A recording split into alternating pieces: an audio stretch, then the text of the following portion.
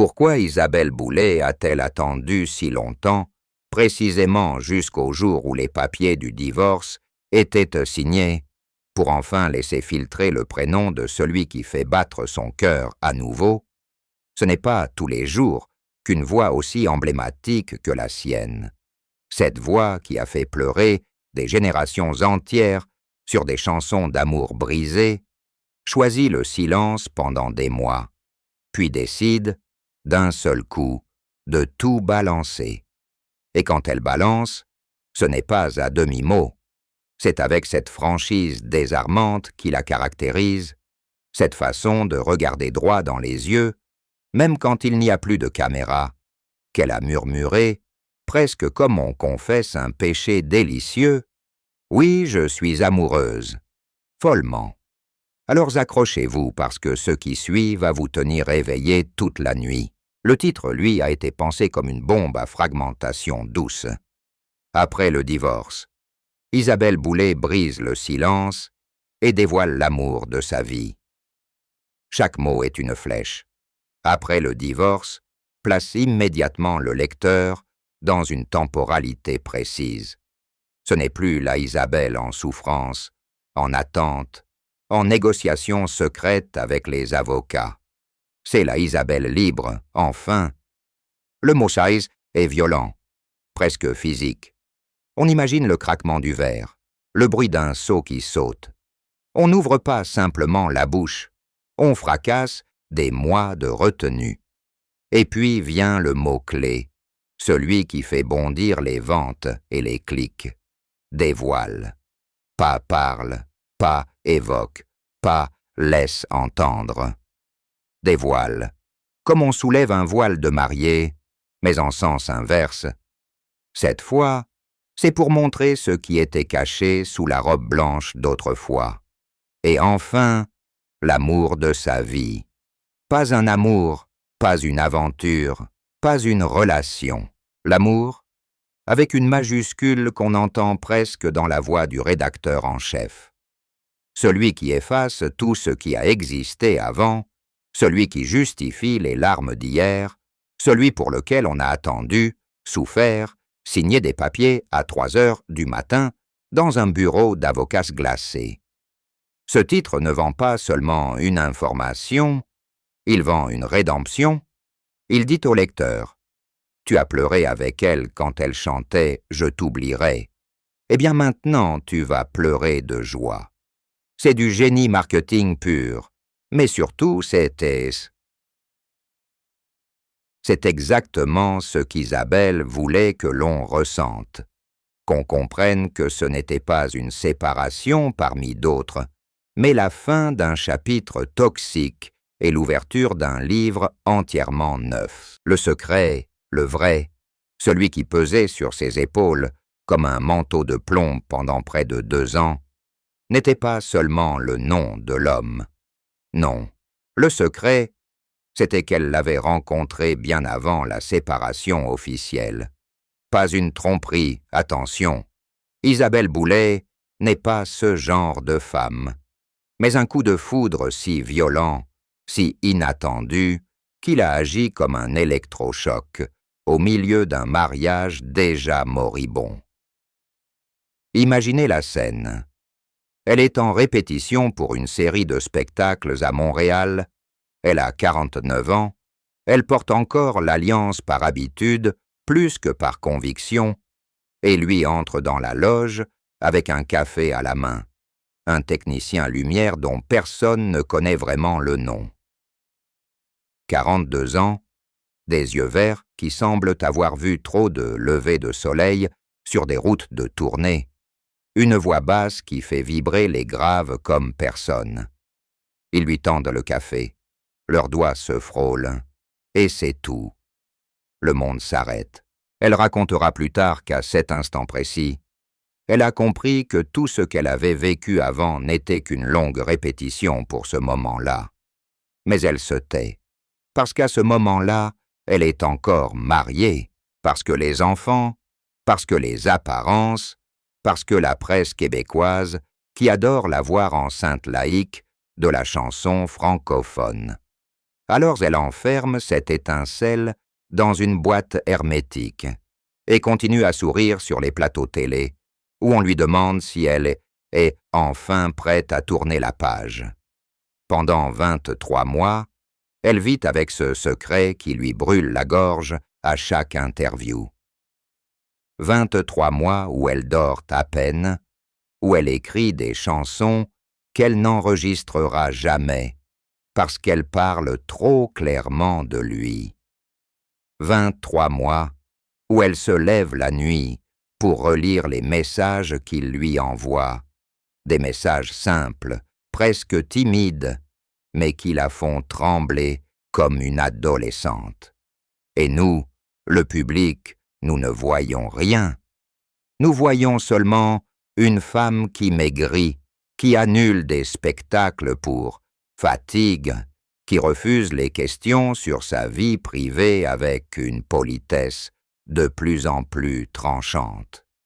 Nous pensons qu'elle souffre encore de la séparation. Nous nous trompons lourdement.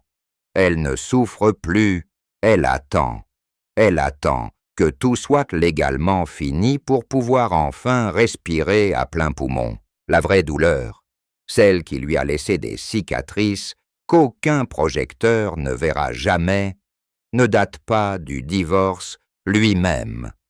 Elle date de l'année précédant la séparation, cette année où elle a compris que l'homme qu'elle avait épousé 15 ans plus tôt n'était plus qu'une coque vide à côté d'elle.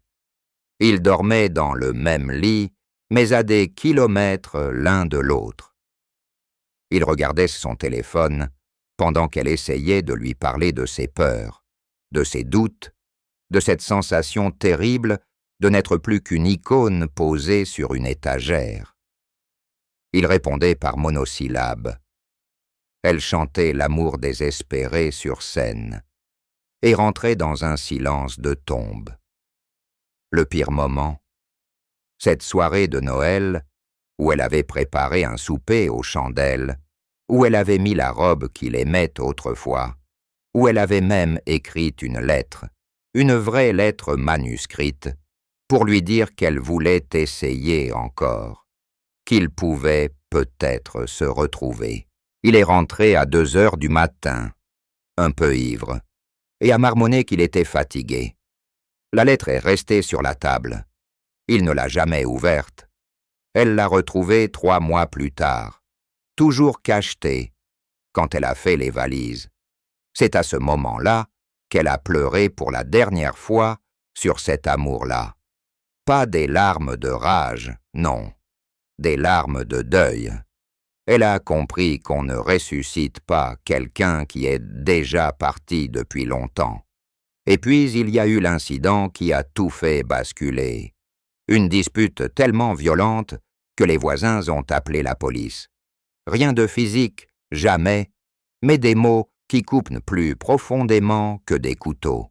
Il lui a reproché sa carrière, sa notoriété, son besoin d'être aimé par tout le monde. Elle lui a répondu qu'elle n'avait plus besoin de lui pour se sentir vivante. Le lendemain matin, elle prenait rendez-vous avec l'avocat, et dans l'après-midi, elle recevait un message de l'homme aux yeux verts. « J'ai rêvé de toi cette nuit, c'était beau. » Elle a fixé l'écran pendant 10 minutes avant de répondre un simple « moi aussi ». Ce jour-là, elle a su qu'elle ne regarderait plus jamais en arrière. Les dernières années ont été un lent supplice chinois appliqué à l'âme. Isabelle Boulay, celle qui faisait vibrer les zéniths entiers, avec des « parle-moi » déchirants, rentrait chez elle et se heurtait à un mur de glace. Le couple vivait dans une immense maison de Outremont, au plafond haut, et au silence plus haut encore. On pouvait traverser le corridor à minuit sans entendre le moindre bruit, sinon le tic-tac d'une horloge que personne n'avait pensé à arrêter. Les repas étaient pris séparément, lui devant son ordinateur au sous-sol, elle dans la cuisine, avec un bol de soupe qu'elle réchauffait 3 fois parce qu'elle oubliait de le manger. Ils se croisaient parfois dans l'escalier, échangeaient un « bonne nuit » automatique, et chacun continuait son chemin comme si l'autre était déjà un souvenir. Les amis avaient fini par comprendre sans qu'on leur dise un mot. Les invitations à deux cessaient d'arriver. Quand on la croisait seule à l'épicerie, on n'osait plus demander des nouvelles de son mari. Isabelle souriait poliment, serrait les dents et repartait avec ses sacs trop lourds. À l'intérieur d'elle-même, elle menait un combat quotidien pour ne pas sombrer. Elle se levait à 5 heures du matin pour courir dans le froid mordant du Mont-Royal, espérant que la douleur physique effacerait la douleur morale. Elle courait jusqu'à ce que ses poumons brûlent, jusqu'à ce que les larmes gèlent sur ses joues. Puis elle rentrait, prenait une douche brûlante, enfilait un sourire impeccable et partait chanter l'amour comme si elle le connaissait encore. Le pire, c'était les nuits où il ne rentrait pas. Il prétextait des réunions, des tournages prolongés, des amis à retrouver. Elle ne posait plus de questions. Elle avait appris que poser des questions, c'était s'exposer à des mensonges qu'elle ne voulait plus entendre. Alors elle se couchait dans le lit trop grand, serrait l'oreiller contre elle comme on serre un enfant, et écoutait le vent faire trembler les fenêtres. Certaines nuits, elle composait des chansons entières dans sa tête, des chansons si tristes qu'elle n'osait même pas les noter, de peur qu'elles deviennent réelles. Elle se disait que si elle arrivait à tenir jusqu'au matin, elle aurait gagné une journée de plus. Une journée de plus avant quoi? Elle ne le savait pas encore. Il y avait aussi les disputes qui ne ressemblaient plus à des disputes. Des phrases lancées comme des couteaux émoussés. Des reproches qui ne servaient plus à rien. Il lui disait qu'elle était devenue distante, qu'elle ne le regardait plus. Elle répondait qu'elle le regardait depuis 15 ans et qu'elle n'y voyait plus rien à aimer. Il accusait sa carrière de l'avoir changé. Elle répondait que sa carrière était la seule chose qui la tenait encore debout. À la fin, ils ne se parlaient presque plus. Ils communiquaient par post-it sur le frigo. « Je prends la voiture. Il faut acheter du lait. Je serai en retard. » Des post-it jaunâtres qui s'accumulaient comme des preuves d'un amour mort de vieillesse prématurée. Un soir d'octobre, elle a trouvé une chemise d'homme dans la machine à laver. Une chemise qui ne lui appartenait pas, qui ne sentait pas son parfum à lui. Elle l'a tenue longtemps entre ses doigts, comme si elle pesait le poids d'une trahison qu'elle n'avait même plus la force de ressentir. Elle l'a lavée quand même, l'a pliée, l'a rangée dans l'armoire des invités. Et elle n'en a jamais parlé, parce que la vérité, c'est qu'elle s'en fichait. Elle était déjà ailleurs. Elle était déjà en train de se détacher, lentement, comme on retire un sparadrap pour ne pas avoir trop mal. Il s'appelle Lucas Marceau, 42 ans, technicien lumière sur la tournée En attendant le jour. Grand, mince, les cheveux un peu trop longs, une barbe de 3 jours qui ne le quitte jamais. Il parle peu, mais quand il parle, on a l'impression qu'il a passé sa vie à écouter les autres. Il a grandi à Rimouski, a roulé sa bosse sur toutes les scènes du Québec et de la France, a appris à régler les projecteurs comme d'autres apprennent à jouer du piano. Il connaît chaque chanson d'Isabelle par cœur, mais il ne l'a jamais abordée avant ce soir de novembre où le destin a décidé de frapper fort. Ce soir-là, la répétition a duré jusqu'à 2 heures du matin. Tout le monde était épuisé. Isabelle avait mal à la gorge. Elle avait chanté « Ton histoire » 3 fois d'affilée parce qu'elle n'arrivait pas à trouver la bonne émotion. Lucas était resté après le départ des autres pour éteindre les dernières lumières. Elle est descendue de scène, pieds nus, les cheveux trempés de sueur, et elle s'est assise sur le bord, les jambes pendantes dans le vide. Il s'est approché, lui a tendu une bouteille d'eau, elle a bu. Il a dit simplement « Tu as chanté comme si tu allais mourir demain ». Elle a ri, pour la première fois depuis des mois. Un rire vrai, qui vient du ventre. Et puis, elle l'a regardé, vraiment regardé, et elle a vu dans ses yeux quelque chose qu'elle n'avait pas vu depuis des années. De l'admiration pure, sans calcul, sans attente. À partir de ce soir-là, ils se sont trouvés des excuses pour rester après les autres. Un projecteur à régler, une chanson à réécouter, un café à prendre dans la loge. Il lui racontait des histoires de route. Elle lui parlait de ses peurs d'enfant. Il lui faisait écouter des pièces rares de Daniel Lanois. Elle lui chantait des bouts de chansons qu'elle n'avait jamais osé enregistrer. Un soir, il a apporté une guitare. Elle a chanté « Je ne t'aime plus » a cappella, les yeux fermés. Quand elle a ouvert les yeux, il pleurait. Il a dit « Je suis désolé, c'est juste que je n'ai jamais entendu quelqu'un chanter comme si sa vie en dépendait. » Elle lui a répondu « C'est parce que ma vie en dépend. » Le premier baiser a eu lieu sous la pluie, derrière le théâtre Maisonneuve, après un spectacle annulé pour cause d'inondation. Ils étaient trempés, ils riaient comme des adolescents, et soudain plus rien n'existait, ni le mariage qui agonisait, ni les avocats, ni les photographes qui rôdaient, juste ce goût de pluie et de liberté sur les lèvres. Il l'a serrée contre lui si fort qu'elle a cru qu'il allait la briser. Elle a murmuré « J'ai peur ». Il a répondu « Moi aussi, mais on va y aller doucement ». Ils ont décidé de ne rien précipiter.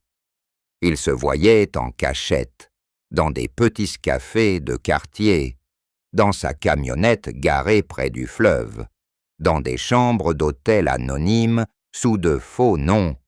Il lui envoyait des messages codés. « La lumière 12 pense à toi ». Elle répondait « La chanteuse aussi ». Ils inventaient des mondes parallèles où ils pouvaient s'aimer sans se cacher. Mais chaque fois qu'elle rentrait chez elle, la réalité la rattrapait. Elle dormait à peine, mangeait à peine, mais elle n'avait jamais été aussi vivante. Le jour où la nouvelle a éclaté, c'était un mardi de mai, le lendemain de la signature officielle du divorce. Isabelle avait donné une interview exclusive à un magazine People, avec photos volées prises à son insu 3 mois plus tôt. Elle et Lucas, main dans la main, marchant dans le vieux port au lever du soleil. Le titre était impitoyable. Isabelle Boulay, amoureuse 2 mois avant la fin de son mariage. En 24 heures, le Québec entier s'est enflammé. Les réseaux sociaux ont explosé. D'un côté, les fans criaient au bonheur retrouvé « Enfin, elle mérite l'amour, le vrai ». De l'autre, les moralistes ont sorti les fourches. Elle nous a fait croire qu'elle souffrait pendant qu'elle se consolait dans les bras d'un autre. On a ressorti les vieilles photos de son mariage. On a scruté les dates. On a compté les mois. Les émissions de variété ont invité des experts en relations pour décortiquer le timing.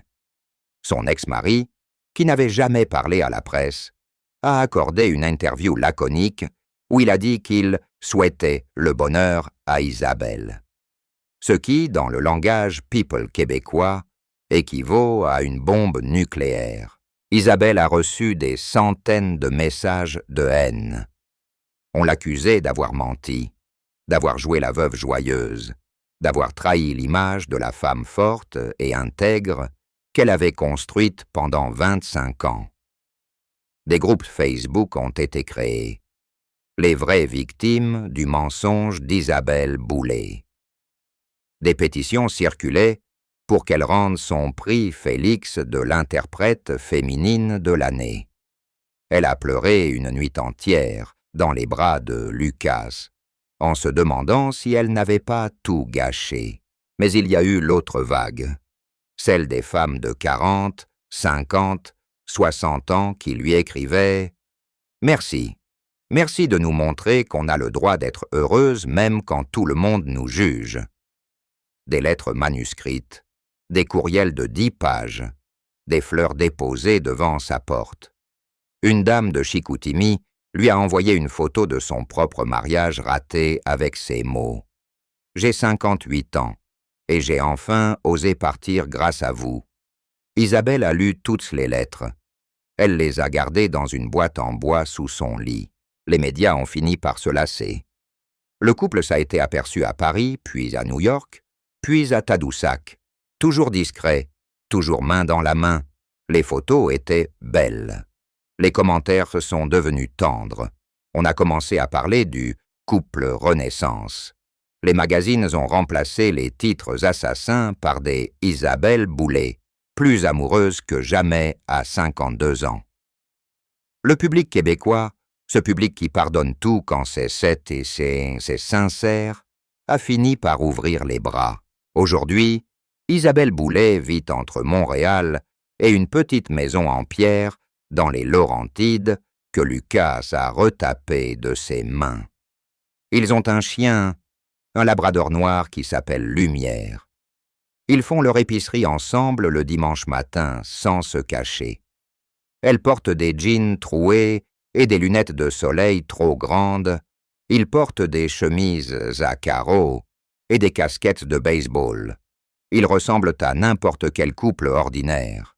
Et c'est exactement ce qu'elle voulait, redevenir ordinaire. Elle prépare un nouvel album, le plus personnel de sa carrière. Les chansons parlent d'amour, oui, mais d'un amour adulte, apaisé, qui n'a plus besoin de hurler pour exister. Il y a une ballade intitulée « Après la pluie » que Lucas a écoutée en boucle pendant qu'il posait le plancher de la véranda. Quand elle la chante en studio, elle pleure à chaque prise. Pas de tristesse, de soulagement. Elle ne cache plus rien. Elle parle de Lucas dans les interviews. Elle rit quand on lui demande s'ils vont se marier. On verra. On n'est pas pressé. On a déjà attendu assez longtemps. Elle a retrouvé le goût de vivre, de rire fort, de manger des poutines à 3 heures du matin après les spectacles.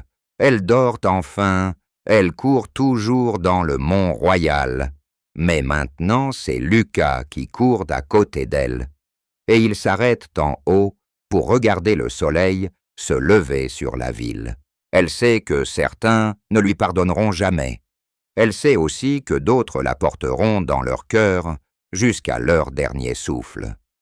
Et ça lui suffit, parce qu'enfin, pour la première fois de sa vie, Isabelle Boulay chante pour elle-même. Et quand elle chante, on entend d'une femme qui n'a plus peur de tomber, parce qu'elle sait désormais que quelqu'un sera toujours là pour la rattraper. Et quelque part, au fond d'une boîte en bois sous son lit, il y a encore cette lettre jamais ouverte, écrite il y a 10 ans pour un homme qui n'a jamais su la lire. Elle ne l'ouvrira jamais. Elle n'en a plus besoin. Elle a tourné la page. Et la nouvelle page est la plus belle qu'elle ait jamais écrite.